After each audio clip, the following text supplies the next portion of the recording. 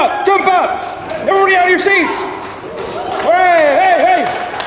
You just nooned out of your seat. Noon is to jump out of where you were. It's the athletic number.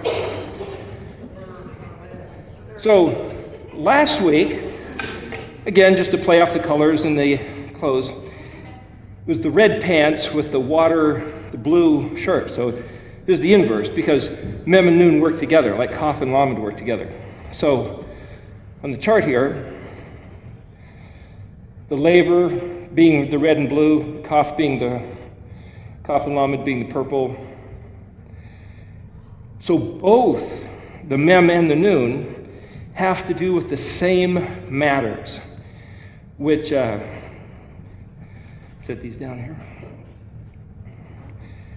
In the regular, simple meaning of the letter Mem is water. So last week we talked about, looks kind of like a wave. It's also like the word puma. We didn't go into that very much, but that's Spanish, is the mouth that opens with these sharp teeth.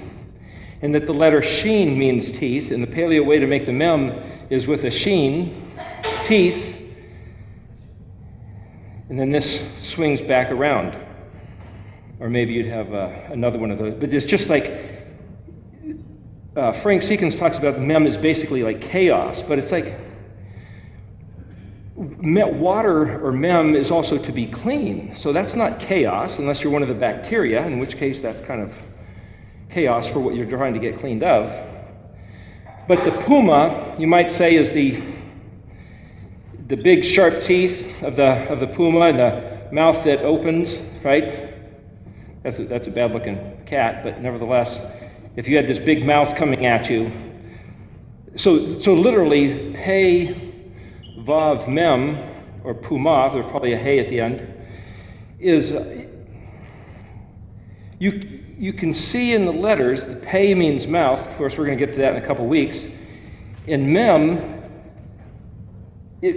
what does a mouth with water have to do with a puma? But it's not just water. The Mem, remember, it's the female, it's that which opens, it's that which hides something, and then all of a sudden, something comes out of it. So the picture for Mem Noon is that on day 3, in Genesis, Bereshit, chapter 1, the first day, let's go back. The first day is like the big white fence with a 4-color door, blue, purple, red, and white linen and gold. And there was darkness, and then he said, let there be light. So what he said was, Yahi, Yod He Yod, Aleph Vav Resh, Yahi Or.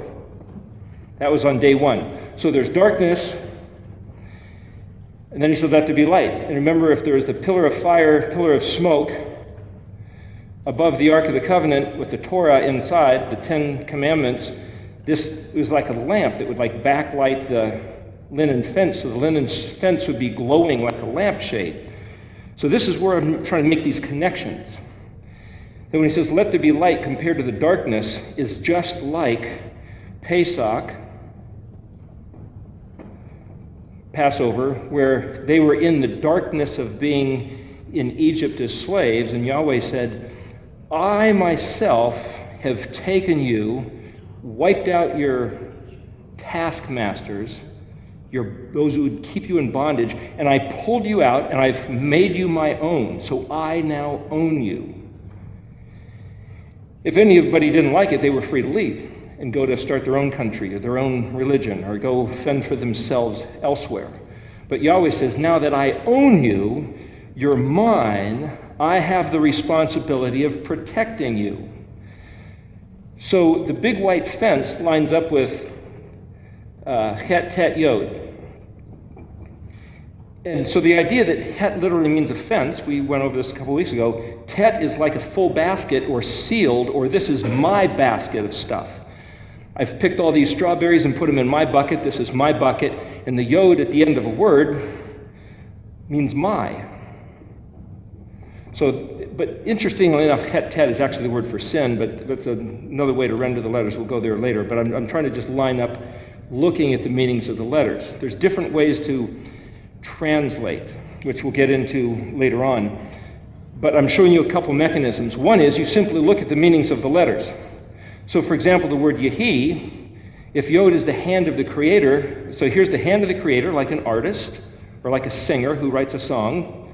Hey is to reveal, so it's like you just come up with a little ditty and just say, here, let me whistle it for you. Let me play my song for you. This is my song. So it's like, here's the artist that makes it, reveals it or expresses it or plays it, and claims it as its own. That's Yehi. But the word Yehi is translated in Genesis 1 as, let there be, and then this word light, or, and then it says, and there was light. Let there be light, and there was light. But you see, it's the same word, Yehi or, vav, it means and, Yehi or. So in Yahweh's way of expressing himself, look at the words in English. Let there be. This is in Hebrew the word Yehi, Yod He Yod. And then the very next sentence, it's translated, there's the letter Vav, so it would be Yehi or, Yehi or, Va, Yehi or. But this time, the very same, this is the word and, but the very same phrase, Yehi or, is translated, there was light. Now you could say, well, let there be, this is the word light. And this is the point I'm making. You could say, you're squabbling over nothing. If you looked at this word and say, if it means let there be, those three words are not the same as those two words, there was. You understand what I'm saying? So the problem with Hebrew is that this word Yehi, these three letters, can be translated both this way and that way. So you could say, well, how did they know that the first one was this and not that? Or how do you know there was not another way? What I have found, in fact, just the other day we were looking at a Siddur, and there was some English written and there was some Hebrew written. And I was trying to look at this one word, and I happened to know this verse. I think it's from the Psalms, and it was very familiar. I learned it in King James English. And it's like, well, that's that verse. I recognized it in Hebrew, but when I looked at the way they translated it, it was completely different. It's like, why should it be different? Because the translators take liberties. The translators, in order to get a publishing copyright, must change a certain amount of the words as they're rendered in the language that you're translating it into. So if the King James Bible happened to be the absolute clearest, most perfect translation, and they have a publishing copyright, if you're going to write John Brown's translation, you have to now change what King James wrote because he's got the copyright. So you now have to intentionally corrupt the translation, but even though it's intentionally corrupted, you're going to have to tell people it's a better translation, otherwise they won't buy your book. So you'll have to say, well, better meaning I will put it into the modern colloquialisms. Make it easier for you to understand. But the question is, are you trying to get a translation, or are you just trying to get your ears tickled? Or what are you trying to do by getting this book? So again, the purpose of this class is to say, what does this word really mean? Yehi. I would suggest it means neither let there be nor there was. But yet, when you see this word used in various different places, I mean, it's used right there in Genesis chapter 1, the first day, it can be translated that way. And I'm not saying that that's a bad translation. It's a useful translation. But if you don't know how to read Hebrew, and you look at those three letters, you don't know that it means let there be or there was. So I'm going to show you what the Red Dictionary says about it. So you look it up, and for those of you who have this etymological dictionary by Ernest Klein, the yods start on page 253, so then you look at yod, hey. You have to know the alphabetic sequence. It's the only way to do this. You look on page 255, and you see a yod, hey, vav, hey. Well, you go yod, hey, yod. I know that the vav is the 6th letter, and the yod is the 10th letter, so I'm going to read down past yod, hey, yod, or yod, hey, vav, and the next letter comes to yod, hey, yod, resh. Well, there's no yod, hey, yod. So then you might sit here and say, okay, here's the problem with using this dictionary, or using Strong's Concordance, is that they will tell you that every word in Hebrew comes from a 3-letter consonantal root. And I've looked some words, I've seen some words in the Tanakh, so if you don't have a Tanakh, I know a friend that uses an interlinear, and it's coded to the Strong's and King James, so you read the word in English, and then you look over, and it'll show you the Hebrew, but if you don't know the Hebrew words, you have to guess which one is which. But the interlinear has the exact best rendering of the English word right underneath the Hebrew. So you can read on one side of the page the text flowing like standard King James English, and then you can look over there and you can find this word yehi, and then they'll have written underneath it, let there be. But then you go to the dictionary, and I'm looking for yod, hey, yod, and it doesn't exist. It goes from yod, hey, vav, to yod, hey, resh. So that means there's no yod, hey, zayin, yod, hey, chet, yod, hey, tet, yod, hey, yod, hey, kaf, yod, hey, lamed, yod, hey, mem. You have to go all the way up to yod, hey, resh. So, and I'm showing you that part of the problem with the dictionary, if you don't know how to do this translation, is that you're stuck with the extent of the tools that you've got. So I happen to work on houses fixing things up, and so sometimes you have to improvise. Sometimes you can't go to the hardware store and buy something pre-manufactured. Sometimes you have to use a wrench as a hammer, or a screwdriver as, a pry bar. You're not supposed to do that, but sometimes you have to improvise. Part of this class is showing you how to improvise to figure out what these words mean. We'll address why you should have to do that in a couple of minutes. But if this is a 3-letter consonantal root, you go to Strong's, and they will suggest to you what the 3 letters of the consonantal root are with this. Now, as a prefix, yod means he will, and as a suffix, yod means my. So you could either say, well, this is a 3-letter consonantal root, meaning my yod hey something or other. So those are the structure of the word, and that just is a suffix meaning my. Or you could say, this is the structure of the word, hey yod, and that this is the one that's added. What I'm saying is that part of the working of this dictionary, coupled with studying Hebrew, is you're going to run into this kind of frustration all the time. And then you look at the Stone's Tanakh, and you look at the King James English, or you look at the ISR, which is the Institute of Scripture Research, the blue Bible called the Scriptures, and you'll see this translated completely differently. And sometimes I've found verses you don't even know that it's the same book, the same message, the same subject matter.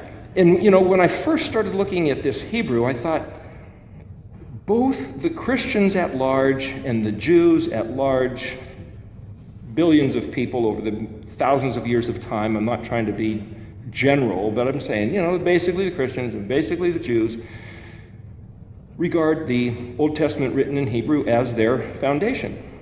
That's where they come from, Hebrew roots concept. Why don't they agree? And then I found a couple verses that were so different. It's like, well, no wonder they can't agree, because I'd never looked at a Jewish translation before, and I just assumed, well, hey, we've got the King James. We've got the authorized translation. We have the one that was ordained by the Almighty himself to tell us this is what he wanted his words to say. But then you turn to the scriptures that the Jews use, and you go, well, no wonder they don't believe the same thing. The book says something completely different. And then I thought, Don't these guys know how to translate their own language? You'd think they would. Well, then who's right and who's wrong? Which one do I believe? Do I believe the authorized King James, or do I believe the Jews who know how to read Hebrew and have been studying it for thousands of years? Shouldn't they know how to do their own translations? And then I thought, it should be a simple matter. Which one do you believe? Which one has precedence or priority as to the handle on the truth? And then I started looking at these letters, and then I got a hold of this dictionary, and I realized I don't trust either one of them. Well, who do I think I am to not trust either one of those guys? And it's like, I'm nobody. I don't know anything. I'm illiterate. I was illiterate until recently. I don't think I should say I'm illiterate anymore. I've been studying this stuff so much. But it's very easy. Up until about a year ago, I was still claiming to be illiterate, because all I'm doing is looking at pictures and trying to put pictures together, which is a hieroglyphic mechanism. Or like the Chinese or the Japanese or Koreans, they take figures of pictures and put them next to each other. And the interesting thing, the word sefer, as we've talked before, is spelled Samik Pei Resh. Samik Pei Resh. If you put a Yod Vav in front of a Samik Pei, it's the word for Yosef. If you take Samik Pei and have a Hey, the word is sofa, which is to collect. And I kind of made the joke before, because I'm trying to show you some English comparisons. They say the sofa is the piece of furniture in the living room which collects everybody to go and sit down in it. And then it collects all the money out of your pockets and the popcorn out of your dish, and you'll find it in the cushions later. The sofa means to gather and collect. What did Joseph do when he was prime minister in Egypt? He gathered and he collected all the grain during the 7 years of plenty and distributed them. It also means threshold. What's a threshold? If you want to go to the store, you're going to go to the door of the store, cross the threshold, and go get it. So it's the place where you go to change your state. It also means goblet. And remember, Joseph was holding a goblet. And when his brothers came up to buy grain, he was holding this goblet, and he was known as Zaphnath Paneach, which means the one who sees the hidden mysteries. And he took the goblet and he stuck it in their grain bags, and they blamed it on Benjamin and all, and that whole story. But the word goblet literally comes from Yosef. And the word for threshold, and he will accumulate, is Yosef. And he was like using these mechanisms of pictures to tell them who he was, but they couldn't see it because they couldn't sefer. They couldn't connect the dots. This word sefer literally means to count, to number, to narrate, to tell a story, to connect the dots, to be a barber who shapes hair, which is otherwise unshapely. So if I sit there and say, we have just a bunch of letters and we don't know what they mean, let's give them a shape. What story do the letters tell? To go through the rendering here, and here, tell you what, we'll sefer the alphabet one more time. We do this intermittently, so this is the alphabet song. And I'll just keep throwing this out every few weeks so that people get it, just to kind of stick in your mind. What we're doing is connecting the dots between the letters of the alphabet. And we're telling a story by the letters of the alphabet. And we're giving something that has no shape a particular shape, which is to sefer. So you blend Hebrew, sefer, with English, adding the... See, if you put the word ing here, sefer-ing, well, sefer, you read those letters from right to left, and then from English left to... so you wouldn't write ing here. So how do you do that? We've not been taught how to do this. So I'm trying to show you mechanisms that I've tried to develop. So if you are taking notes and you're doing stuff for yourself, you might get confused. As you notice, when I came up to the board earlier, I was about to draw the big white fence here, or I was going to draw it there. And I thought, no, but because you start in Hebrew, you start on the right, and you go to the left. So if you're going to write sefer-ing, you might do sefer, and you know that whenever you write Hebrew, you go that way, but then if you put a dot, you change. So if you're going to write two words in Hebrew, like aleph bet, you might write aleph lamed pei, that's Aleph, and then bet yod tav, and you know you read it this direction. But if I'm going to write it down, and for some reason I started writing Aleph here, and then say how I have words written in English over here, and then I'm going to write the word bet. If I wrote the word bet like this, I might think it said bet Aleph. But if you put a dot in between, that's my own little mechanism of saying, okay, that means I'm reading this as a Hebrew word, and then that as a Hebrew word. So I'm reading it that direction, but the dot says I'm not reading the two words combined, I'm trying to separate them. In other words, what I'm saying, you're going to have to develop mechanisms for yourself when you run into trouble, because we don't have teachers that have taught us how to do this. And we're frontiersmen pioneering the way to relearn this language. The idea is the Jews have had their rabbis, their great ones, their taught ones, their learned men. The word chakma is wisdom, bina, knowledge and understanding, da'at, to study, to learn, to extract, to discern, to really chakma, bina, and da'at, or da'as as some say. Chabad, there's a place called Chabad Lubavitch, and it's like, well, what does that mean? It sounds like this weird Hebrew word. Well, Lubavitchers are like a group of people that study, but Chabad literally means wisdom, knowledge, and understanding. It's like, that's right at the top. That's right at the top of the pursuits of humans. And to not give these guys respect, it's like, wow, they've determined that wisdom, knowledge, and understanding, that's right out of Proverbs. Who can disagree with that? Well, that's the word Chabad. But if you don't know that, you just think, that's just some group of those guys who don't believe in the Messiah, and they're all going to hell anyway. Or so we've been told. I'm just saying that things are not the way we've been told. And so they, the Jews, Brother Yehuda and his family traditions, his tribal customs, have had certain men studying this book intensively for hundreds and thousands of years. And as a Christian, I had zero access and zero regard of anything they ever came up with. It was all discounted. They don't know the Messiah, there's nothing. Zero, nothing. It's like, I don't believe that anymore. I believe these words are truth. David said, the Torah is truth. So you could say, well, what's the definition of truth? Whatever lines up with the Torah. It's the plumb line. You could say, well, what is righteousness? Righteousness is whatever lines up with doing what Yahweh said. That's the definition of righteousness. You could say, well, it's goodness. And it's like, well, what is good? If it lines up with what Yahweh said, it's good. I saw I mentioned last week, I saw a building with a marquee that said, God is always good. And I mentioned that people should read Ezekiel 23 and some other places in Deuteronomy.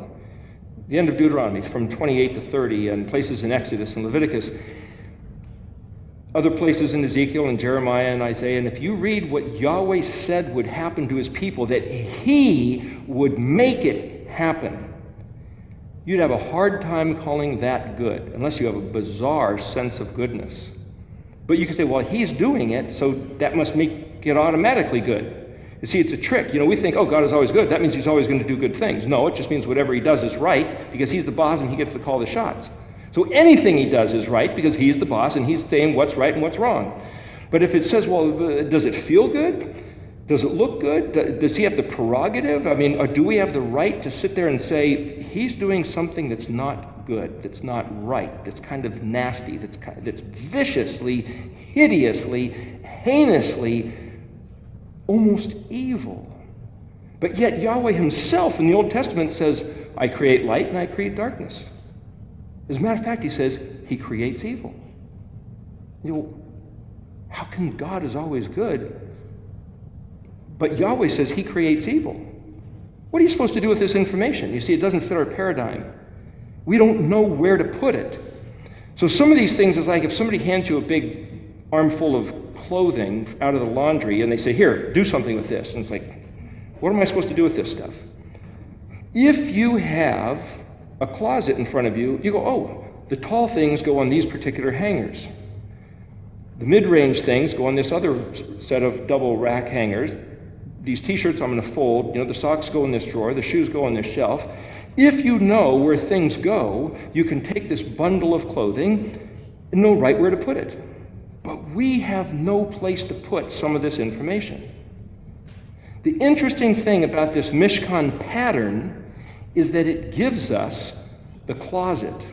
It gives us the particular shelving, the particular racks, so we can take any information in the Scriptures, Old Testament and New Testament, and we can go right to where they belong and say, oh, this fits here, this fits there. And if we come across something which seems bogus, whether it's in the Old Testament or the New Testament, we can say, I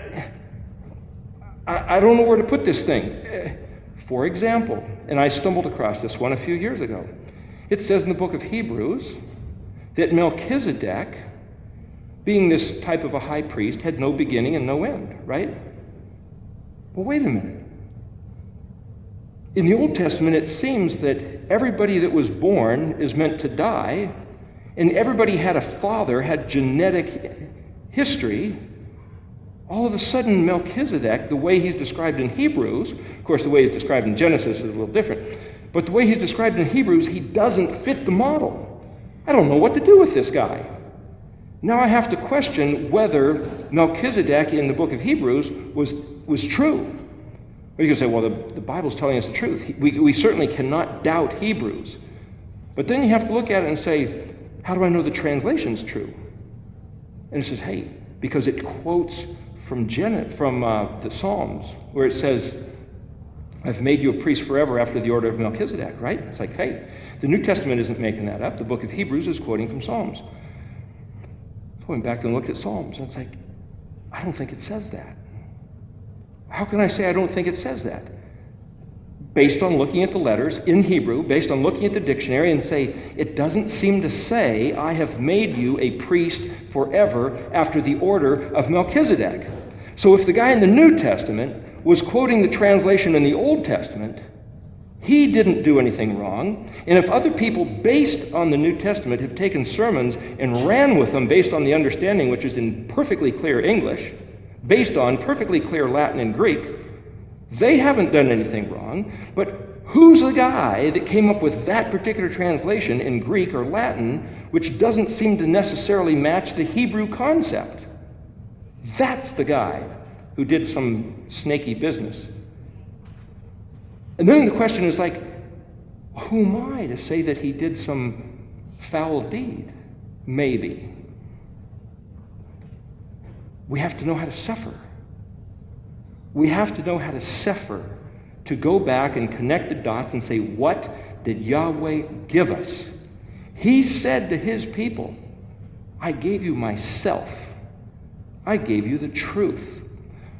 I gave you something that every single nation in the world would lust after, drool over, wish they had, but I'm giving it to you because you're my chosen. But with it comes the responsibility to maintain its truth. If you veer off the path of maintaining the accuracy and the truth of even a little bit of this, it will jump up and bite you like a puma and rip your face off. Actually, worse than that. There's something about what Yahweh did and what he gave to his chosen people, Israel. It's kind of like the good news and the bad news. The good news is this thing is you might say, the plugged-in cord to the power of the universe feeding the world. But if anybody knows electricity, if you plug in 110 into 220, the thing will basically explode. Or you take a car battery and you put the positive and negative on the wrong things, hook them up to another battery, it can explode. Yahweh says this to his people. He says, if you do any of this wrong, it's going to explode and you're the ones that are going to get hurt. And the way you're going to get hurt is that all your enemies are going to come in and do to you what you would have been able to do to your enemies, or what I would have done to your enemies on account of you. So here there's this image on the shirt, this double lightning bolt. They're actually two noons. And it's kind of drawn in the motif of one pointing up, the energy going up, and the other one's kind of the energy going down. And there's this kind of an equal sign, and it'll turn sideways in the middle. Kind of like two magnets, finding their relationship to each other. And the idea behind this little graphic image, Yahweh says very clearly, I'll make it real simple for you.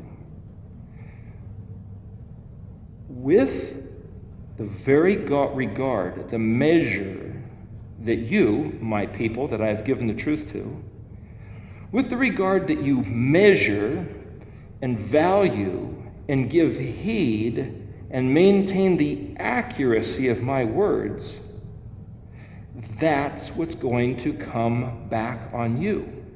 Directly, exactly, measure for measure. So if you go, this is incredible. I want to know the truth. I want every little intricate detail. Then he says, because you are looking at my word this way, then my face to you will be right there with you. But if you look at my words and go, whatever, then I'm going to look at you and go, whatever. And if you go, well, I can take it or leave it and pick out a few things, then he says, then when I look at you, I'm going to go, well, I can take it or leave it. I'll answer a few prayers. It's exactly reciprocal. And we are the ones who hold the key to the relationship. The picture of these two noons, it's like they work off each other. They're inseparable. What I mentioned before in the 6th week, the Vav, was that he designed a yoke. When you put two oxen together to plow, he said, make sure they're evenly matched. You don't do a big, strong one and a really weak one. You don't do a mule and an ox. You match them. Anybody driving a stagecoach will also know about matching them. If you build a car, you want your cylinders tuned and matched. You don't want... You can't have your engine lopsided. It won't work. It'll be out of balance. It just won't work. And when Yahweh says, this has to run like a perfectly tuned, smooth machine, everything just the way I set it up, because I set it up perfect. And you guys, Israel, are supposed to represent me to the world, declaring my perfect truth. Not just declaring it, but at the bottom of the picture of the oath of the Shem Zakar that we have out there, the explanation at the very bottom, it says, it's a quote from, I believe it's Deuteronomy, it says, and make all these words well clarified. So you might think, well, that means when you go to write words, you shouldn't do it sloppy, you should make them very distinct. Or was he saying, render their comprehension clearly? And then you read, okay, once every 7 years. You see, we were told, I hear all the time, oh, you're supposed to read your Bible every day. The scriptures never tell us that.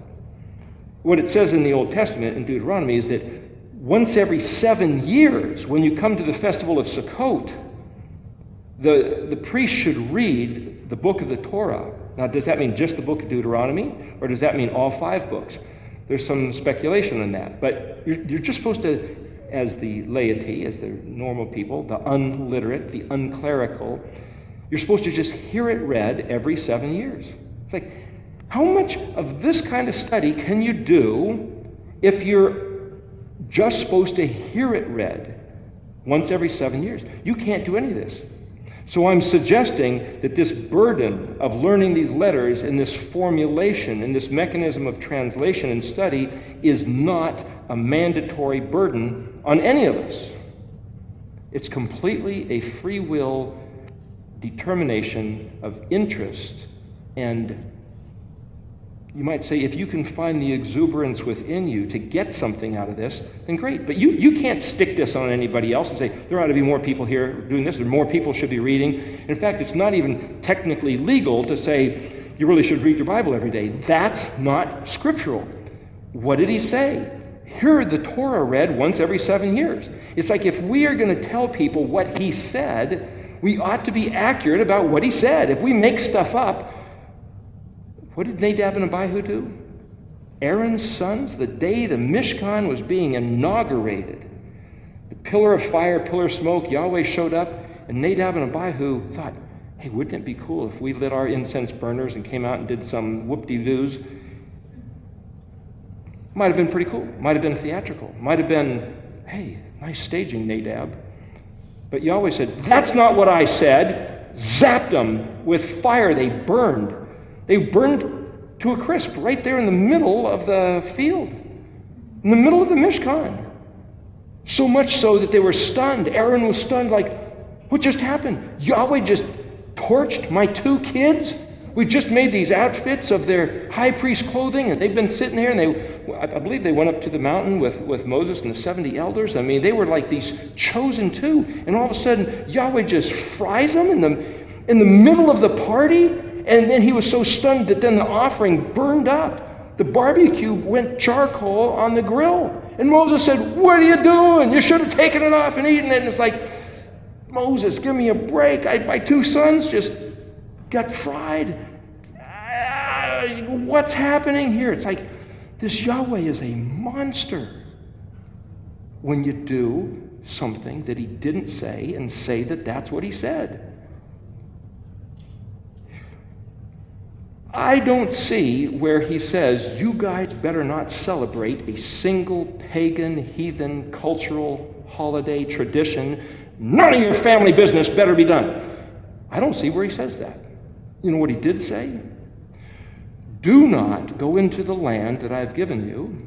Learn the ways, the customs, habits, traditions, and celebrations of the heathen pagans as they celebrate their deities, none of which are accurate. And copy those behaviors, and then have a party unto me and saying you're doing it for me. Do not mix the counterfeit with the kadosh. We read that verse last week. Do not mix the pagan with the kadosh. Now, I don't see, maybe somebody could correct me, but I don't see any place where he says, if the pagans are having a party, you can't go party with them. But don't say that that's the way we're worshiping Yahweh. The problem with Christmas, Easter, and Sunday is we say, oh, those are holy days. And it's like, no, they're not. Anybody, there's so many books, anybody that does the littlest bit of subject investigation can see that Constantine and his boys and those following the next couple hundred years went into various lands, conquered various people, assimilated their deities and their doctrines, blended them, called it Christianity, and says this is what it is. And that's what we have with Christmas, Easter, Halloween, and Sunday. It's absolutely not what Yahweh said. And if somebody says, you know, I'm not going to open my store on Sunday, and I'm going to love Jesus and worship his birth and his death on Christmas and Easter, it's like, you can do whatever you want. But Yahweh said, do not learn the practices of the sun god that was supposed to be on the winter solstice, December 22nd to 25th, depending on where we are on the calendar. The sun god, and don't do this thing with Ishtar, Ashtarte in Easter, the fertility goddess, and say you're doing it to me. But what have we inherited? We've inherited doing it to honor Yahweh. And I was talking to a fellow earlier today, and he's talking to some people about this, and they said, what, do you think God loves you more than me? It's like, there's never a question about that, but let's turn the question around. Do you think God would love you more because you disobey him? Well, which God was it that you are referencing when you say, do you think God loves you more than me? It's not a matter of, I had somebody tell me that once. I said, well, you know, we're regarding the Shabbat. And he said, do you think God loves you more than me? It's like, what a stupid, idiot question. I'm not calling him a stupid idiot. I'm saying the question is a stupid, idiot question. The question is, what did Yahweh say? You could say, my pastor knows how to read Greek and Hebrew. I don't know how to read it. So I'm going to go to my pastor. Any pastor who tells you that the Kadosh, translated as holy, sanctified, set apart, designated day is Sunday, is lying. Yeshua said that anybody who makes and crafts and perpetuates a lie will not be in his kingdom. He said, they have no part with me.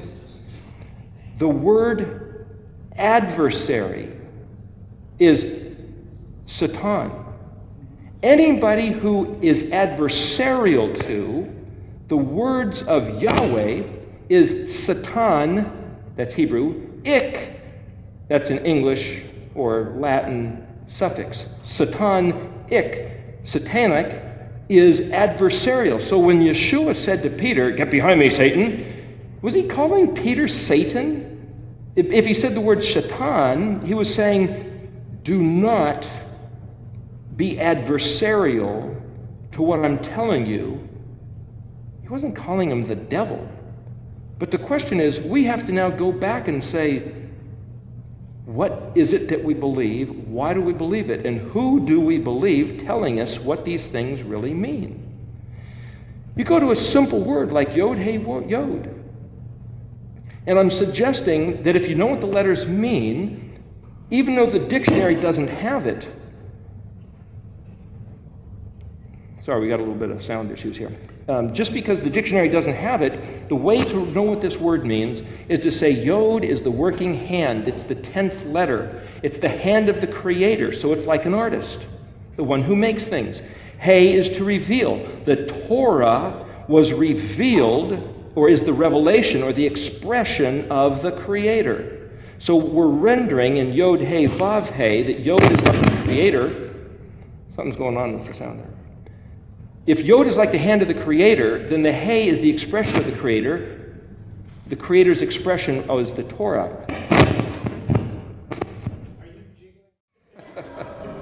Okay, so anyway, so we have Yod, Hey, Yod. So you have the hand of the Creator who reveals something, which is what he just created. So the Torah is the revelation of what the Creator has made. He said, look, I designed physics, I designed chemistry, I designed psychology, I've designed mathematics, I've designed the stars in the sky and the fish in the sea and the bacteria and the angels and the whatever. I designed it all.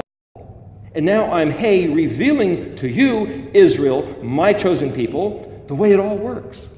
And if you guys speak, think, and behave in conformity to what I'm revealing to you, you guys will be like cruising right in the jet stream.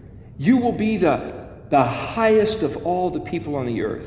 You'll be the wisest, the healthiest, the best. You'll be the pinnacle. You'll be the supreme. Interesting enough, we went through this last week, that the word sofer is where we get the word super. So you got Islamic Vav, Pei, Resh. Super. But it's the word, remember the Vav and the Yod can drop out like a wild card. You know, you take it out and it's Samek Pei Resh. And it means to write. To know how to read and write is the supreme thing. And we will be the super people. We who learn how to read and write Yahweh's words will be like the super people. So this image here, I like the athletic, the noon, the action basketball shorts, biking shirt, running shoes.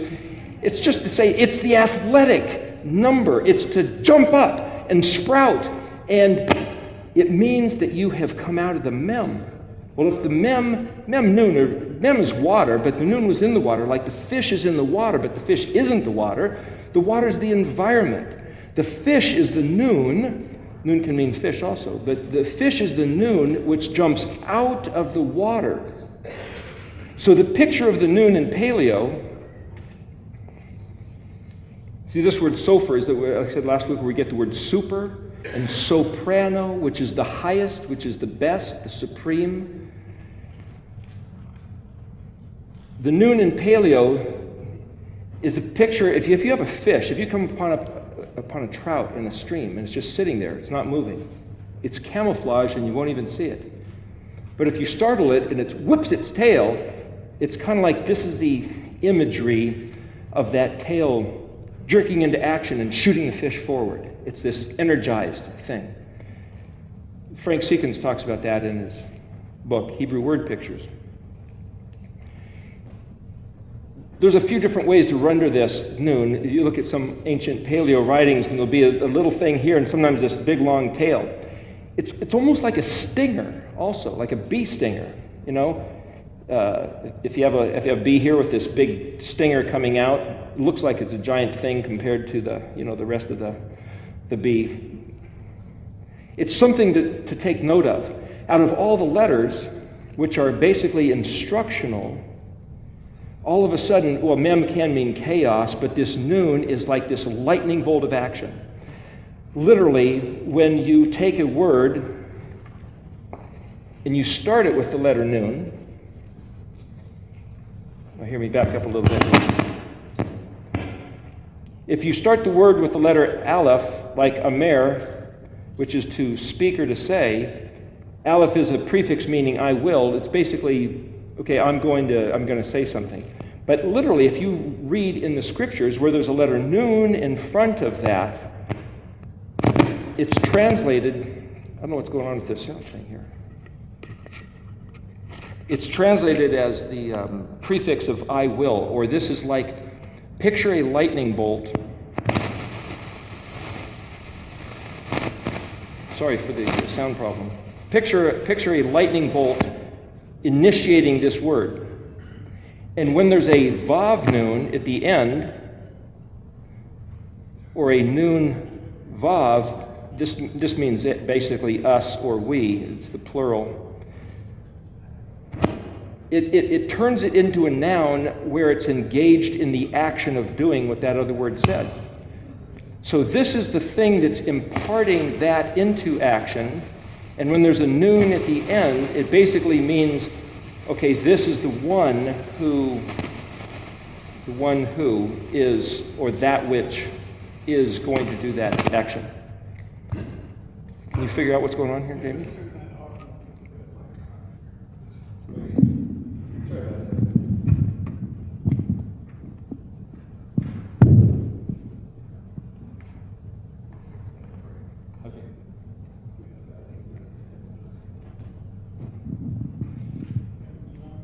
Yeah, I can, I'll hold this. So this letter noon, if it's the letter of action, as we were regarding the kaf, we said, well, who is the kaf? Who is this you? The kaf means you, if it's the last letter in the word. So going back to this structure here that we're about to say about having a closet where to put these. The Mishkan pattern functions as the organizational closet where to put things. So like Yehi or, let there be light, it's the hand that makes, reveals it, and calls it its own. So even though that word doesn't exist in here, you can look at other verbs, look at all the words starting with yod, hey, and then looking at other words like aleph, hey, yod. You'd have to hunt and try to find where that third word is, that third letter, to find the consonantal root of the three-letter verb. Or you can look in Strong's, but sometimes when you look in Strong's, it's like, I can't imagine where they come up with this stuff. You know, there's a 5-letter word that I found in the Hebrew, written in the Tanakh, and then you look in Strong's, they tell you the number like with the interlinear, and you'll realize only 2 of the letters match. It's like, what about all the other letters? They're now telling me that they think this is where this word is coming from. But using this other mechanism that we're discussing in the class, what do the letters mean and what do the 2-letter and 3-letter word pairs mean out of the dictionary, you'll see that there's many other possible renderings. What I'm suggesting is not that they're wrong and I'm right, but what I'm saying is there might be more than one way to regard what those words mean. And the depth of the understanding or the message that you extract out of these words is maybe oversimplified or maybe missed completely by what we've been given. And if the Jews have their rabbis who tell them after hundreds of years of study that that's what their family or tribal group chooses to believe and chooses to regard and honor, I'm not going to step up and say they're wrong. That's their family privilege, their tribal right to think what they will of these words and to express them as they choose to. And I could say the same thing for the Christians. Or any country or any family has the right to have their family traditions. But the issue is, what did Yahweh say? And what did he mean? And then we got into a little bit of discussion last week over a certain couple words. The concept of drosh is going deeper and now starting to really pick these things apart. You see, once we've determined, for example, Yahweh says, don't work on the Shabbat. Okay, there's a lot of argument about whether or not Saturday is the Shabbat. Here's the darkness. Here's the question. I'm sure the Mishkan pattern about working on the Shabbat. Here's the darkness, the confusion to say, huh? What? What did he say? Is there a rule? Can we work? Can we not work? What does it matter? Who cares? Here's a big white fence. Here's Yahweh's kingdom. The kingdom of heaven is at hand, Yeshua said. So here's like the big white fence of this is saying, here's the Yod. In fact, here's a flag flying on the wall of Yod the Creator. And this is the Creator's ways. This is his kingdom, his privilege to make up the rules and say, this is my stuff. Now, if you want to stay outside the fence, you can make up any rules you want. You can work 10 days a week if you want to.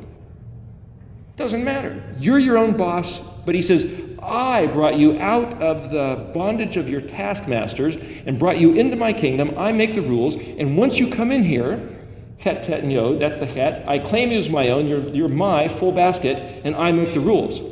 And I said, keep the Shabbat. What does that mean?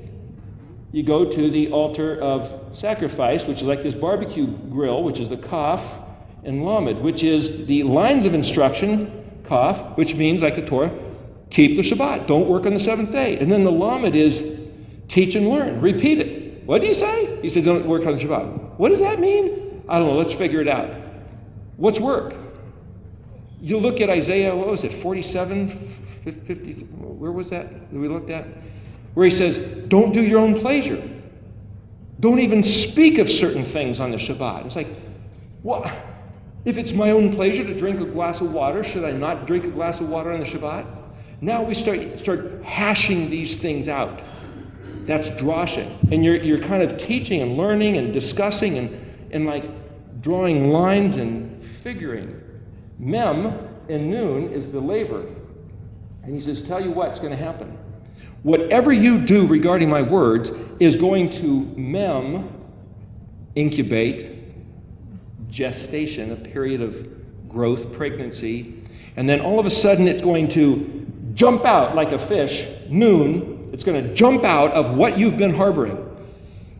The scriptures also tell us that whatever jumps out of your mouth is what you've been harboring in your heart. And you can hide certain things for a certain period of time, but sooner or later, at just the right occasion or the most inopportune moment, something will jump out of your mouth and just goes, gosh, where'd that come from? You've been memming it in your heart. And if it was Kaf Lamed material of Yahweh's business, you wouldn't care if it came out.